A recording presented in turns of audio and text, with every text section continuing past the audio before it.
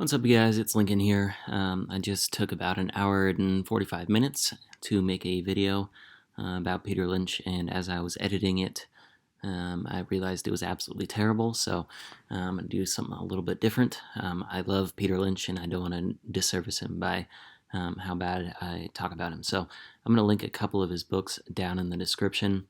I would highly recommend checking them out. They're basically how I do my fundamental analysis. And basically are all my reasons for buying certain companies and when to sell and all that. So he was a legendary fund manager. If you guys don't know anything about him, he averaged something like 29% annually for 13 years at Fidelity, which is absolutely insane. He focused on, he talks a lot about if you own 10 stocks, then 2 or 3 of them are going to do great, and that's all you should be focusing on. So a couple big winners can really do a lot for your portfolio. So, like I said, I'll link a couple of his books down in the description. Highly recommend checking those out. They're $7 or $8 or whatever they are, and they've made me many thousands of dollars, and it is still early in my investing career. So, that said, we just kind of had a shaky week here, the S&P, and it is down, I guess, with the market in whole is what I'm saying. The market is going to correct every so often. 10% drops, 20% drops, 30% drops.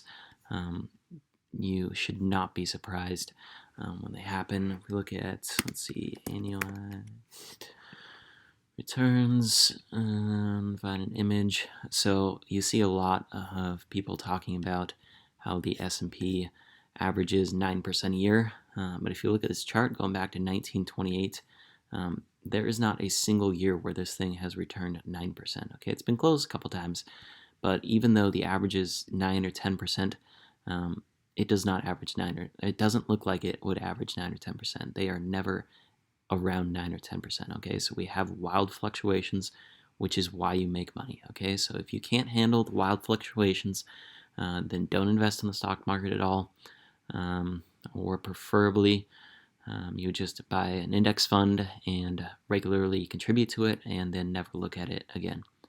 Okay, so I'm going to show you guys what I did this week. Here's my portfolio tracker. I'll link this down in the description. These are red because I'm going to sell them at the beginning of the week next week. But anyway, you can see I've trimmed a couple positions. Overall, obviously, my account's down, as I'm sure most of yours are as well. You can see 3D Systems kind of took it in the shorts last week. I'm still fine. This is all gains that I have in this call. You guys can go back a couple of videos ago and see how much I made on my initial $5 strike.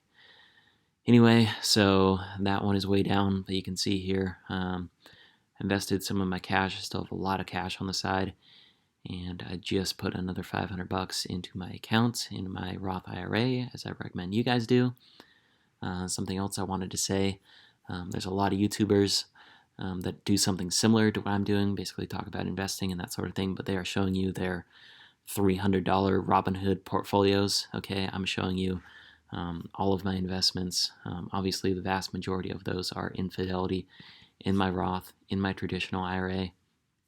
And then I have that one little Robinhood spread that I showed you guys last week. Anyway, so I just want to say that if you're going to take advice from these people, make sure that what they're advising you to do is actually what they're doing.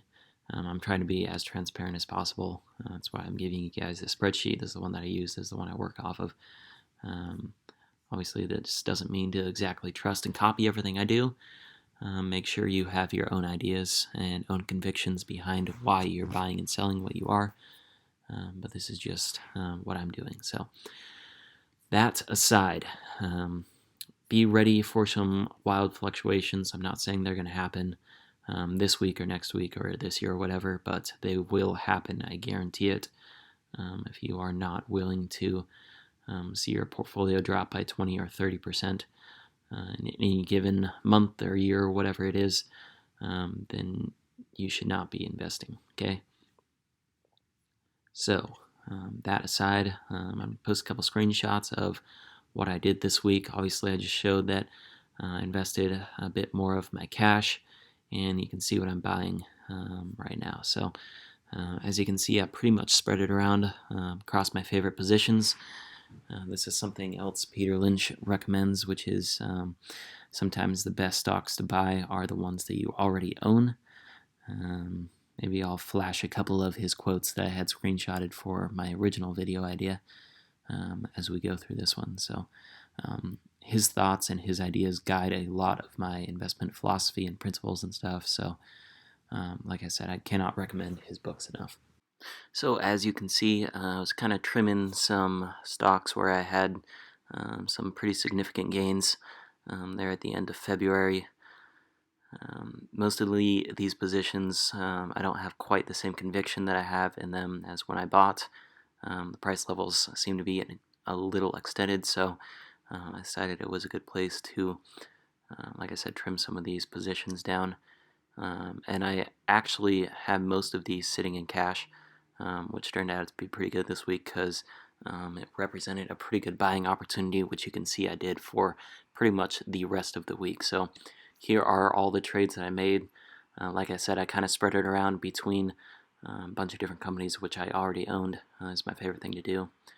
I still got some cash on the side. This is kind of unintentional, but yeah, I guess I'm ready if there is more selling pressure next week to continue buying. So I'm hoping that a lot of you took this advantage to buy this week when your favorite companies were down a little bit. If you sold, then that is kind of a telltale sign of what you'll do in the future when there are sell-offs. So just be aware of that and what your tendencies are when market conditions get a little volatile. Also, is there going to be inflation? Probably. Are interest rates going to increase? Probably. What's going to happen with jobless claims or unemployment or all that jazz? I don't care. I'm buying quality companies that I believe in, over the long run. I think their earnings are going to increase, and they are undervalued for the potential growth that they have. So I'm going to buy if the market's up, down, or sideways. If Groundhog Day happens early or late, or no matter what happens, I'm just going to buy good quality companies, and I'm going to let the economy and everything else take care of itself. All right. So there's absolutely no market timing in what I'm doing. All right, so that said, I guess we can look at where my Dropbox Poor Man's Covered Call is at. You can see Dropbox actually had a decent week, finished positive, up 3%. It was kind of all over the place, but it closed a bit higher. You can see my long call has increased in value. I'm up almost 6% on that guy. And since I sold this one so far out of the money, even though the stock was up 3% this week, I'm only down $3 overall. I still fully expect Dropbox to not reach $27 by my March 26th strike. That would be a new all-time high, basically, besides since its IPO. So I don't think it's going to get up that high. But if it does, I will not be complaining. Alright, so yeah, that is the video. Like I said, sorry, I had something planned and it took a long time, and then I decided I hated it. So if you guys have any questions about my portfolio, why I'm doing what I'm doing, feel free to comment below and I will respond to you. But yeah, so I hope you guys enjoyed the video. Please give it a thumbs up if you appreciate the content, and subscribe if you're new and want to see more like it. And I'll catch you guys in the next video.